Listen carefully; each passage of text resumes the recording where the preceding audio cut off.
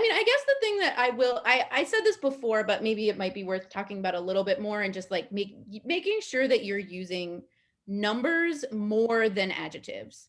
Mm, And I mm, say this because like I feel like like for marketing, we're like so much of our brains go into marketing and like saying like this is a unique and superb and exciting and wonderful experience.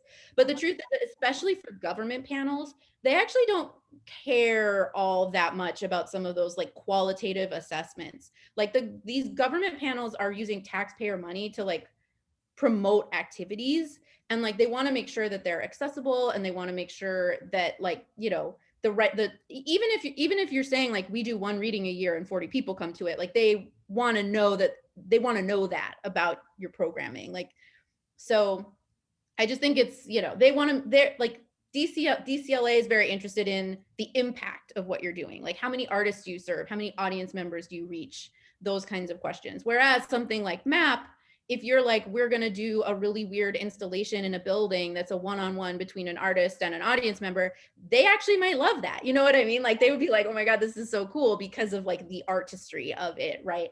So like for government grants in particular, I think like thinking about impact and not just don't put numbers in. They need to know how many they need. Like Yeah. that's so important. Well, and I think too, don't get caught up in like, oh, we don't serve enough. Yes. If your service is deep, if you have depth as opposed to breadth, that's fine.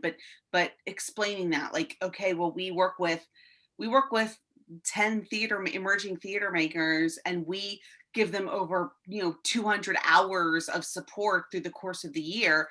Boom, that is a really deep experience for the public, which is those 10 theater makers. And just because you didn't serve 2,000 audience members does not mean that your program is invalid.